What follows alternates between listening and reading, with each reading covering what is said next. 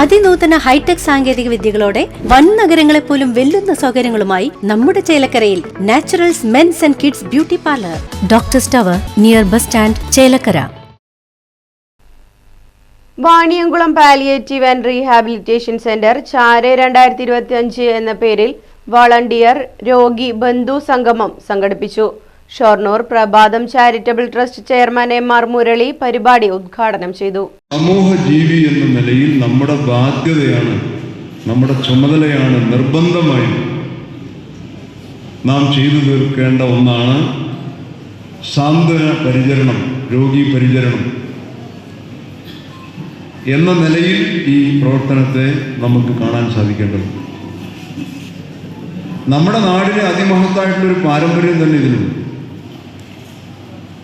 ചരിത്രത്തിലേക്ക് നോക്കിയാൽ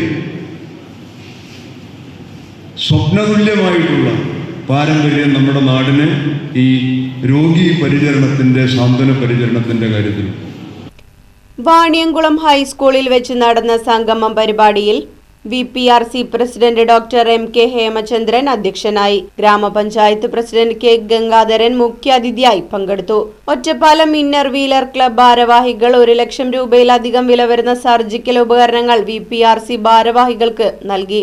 CPIP ജില്ലാ സെക്രട്ടറി SP Ramakrishnan, AMAA Ottapalam area secretary doctor Bushara, Vaniyamkulam service സഹകരണ ബാങ്ക് പ്രസിഡന്റ് K. ഭാസ്കരൻ, സംസ്ഥാന അധ്യാപക അവാർഡ് ജേതാവ് K. Praseetha, K. Rajeev, C. Jinesh Kumar, Sujith Achath, Dana Baby, Sivapriya, വിവിധ സംഘടനാ പ്രതിനിധികൾ, VPRC secretary K. G. Raghupathi, treasurer P. Surendran തുടങ്ങിയവർ പരിപാടിയിൽ പങ്കെടുത്ത് സംസാരിച്ചു. News bureau, Palakkad.